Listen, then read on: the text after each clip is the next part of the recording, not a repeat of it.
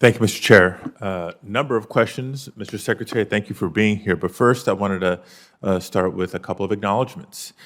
Beginning with, I was glad to see that you issued a new memo to terminate the Migration Protection Protocols, also known as MPP, in late October, about a month ago. This policy, as we know, has caused a great deal of hardship to individuals who must wait in Mexico for their asylum cases to be processed. In your memo, you mentioned that a more comprehensive approach is needed to address the root causes of migration, and that MPP is not an effective deterrence policy. I think the data, statistics that you've begun to share with this committee is evidence of that. While I understand that MPP cannot be terminated until the Texas court injunction is vacated, I've heard from many stakeholders along the border that there's no way to humanize MPP. I can imagine that these stakeholders have also been invaluable partners in ensuring that migrants are treated with dignity, and it will take a collective effort to reverse the long-lasting effects of MPP. So I implore you once again to rescind MPP as soon as possible. On a second topic, earlier this month, I was happy to see that the department will exempt filing fees and streamline application processing for Afghan evacuees who received humanitarian parole and are already in the United States. While I welcome this news and hope it helps our Afghan allies in their resettlement process so they can build a life here in the United States, we must not forget about those who are still outside the United States.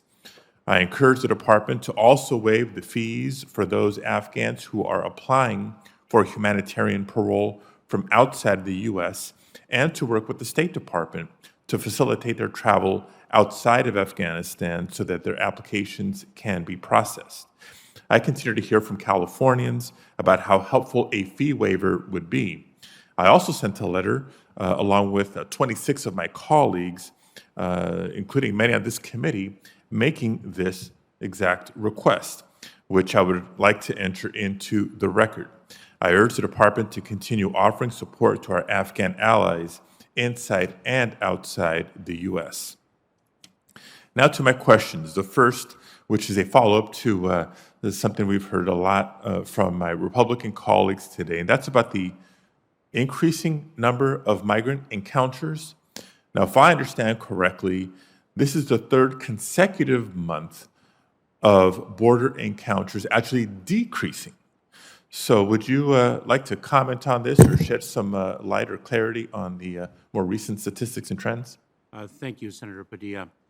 We have indeed instituted certain practices, not just along the border, but also with our partners south of the border that have, in fact, borne fruit in terms of a reduced number of encounters of migrants along the southern border, whether it is enforcement measures, whether it is safe and orderly alternative pathways where people would not need to take the perilous journey and can apply for relief from where they are. There are a number of measures, and I would be pleased to spend time with you sharing with you all of the measures we have taken. Okay, we'd appreciate that and would certainly welcome that. Now, as this is an oversight hearing, I want to ask about some disturbing reports around the conduct and actions of Custom and Border Protection agents.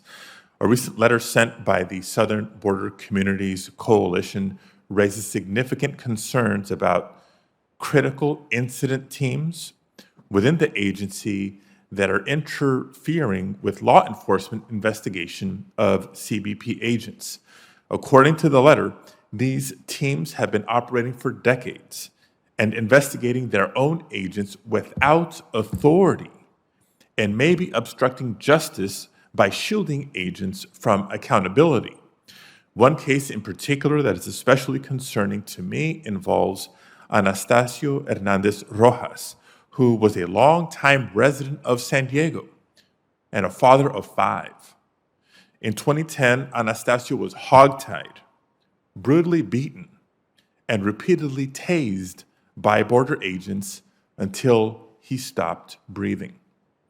The police record reveals that after the incident, Border Patrol agents destroyed, altered, and withheld evidence from the San Diego Police Department. This incident did not happen in a vacuum. Border Patrol abuses were displayed all over national media, more recently with the concerning treatment of Haitian migrants in Del Rio, Texas. I know how much you, Mr. Secretary, value integrity, and I hope you share my concerns that there are serious questions that need to be answered to protect the integrity of the agency. Secretary Mayorkas, what measures has the Department of Homeland Security taken towards addressing serious abuses of power surrounding these critical incident teams? So there are a few things, if I may. First of all, Senator, I am immensely proud to work alongside the men and women of U.S. Customs and Border Protection, and that includes the U.S. Border Patrol. They do heroic work, putting their lives at risk to keep the American people safe each and every day. And the misconduct of one does not define the heroism and integrity of the great majority of the men and women. You know, this Friday we are going to be conducting a public engagement because we do not tolerate misconduct in any part of our workforce, whether that's U.S. Customs and Border Protection or any corner of the Department of Homeland Security. We're going to have a public engagement this coming Friday to discuss transparency and accountability in Customs and Border Protection. That is hosted by and propelled by the leadership of that agency. We take great pride in our workforce, and we will root out misconduct wherever it occurs. Okay, I look forward to continuing to work with you on this.